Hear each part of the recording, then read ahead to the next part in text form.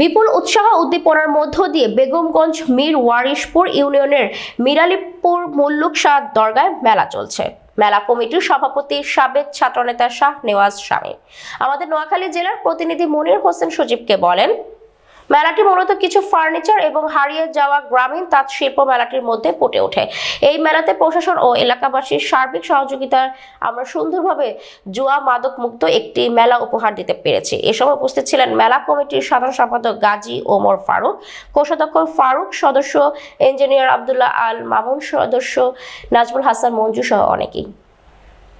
মেলা কমিটির দায়িত্বে আছেন, এটা কয়দিন ব্যাপী চলবে, আগামীতে আপনাদের মেলার কি উদ্যোগ আছে বা মেলাতে কি কি আপনাদের সামগ্রী আছে এই বিষয়ে আমাদের একটু বলুন তো।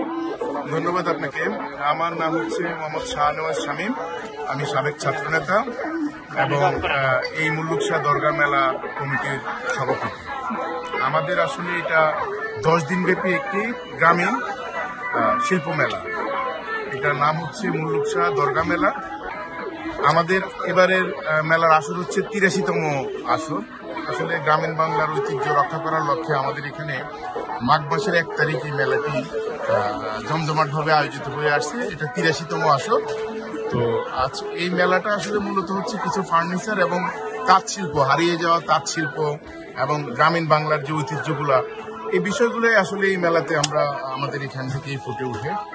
10 দিন ব্যাপী এই মেলার 7 দিন অতিবাহিত হয়ে গেছে, আর মাত্র 2 দিন বা সর্বোচ্চ 3 দিন আমরা আসলে প্রশাসনের সার্বিক সহযোগিতায় খুব সুন্দরভাবে জুয়া মাদক মুক্ত একটি মেলা করতে পেরেছি।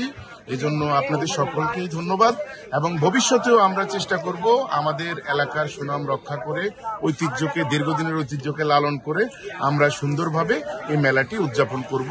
এটাই হচ্ছে আমাদের আশা। মিডিয়া থেকে একটা প্রশ্ন, এই মেলার মূল আকর্ষণটা কি? আসলে এই মেলার মূল আকর্ষণটা হচ্ছে কাঠের তৈরি কিছু ফার্নিচার।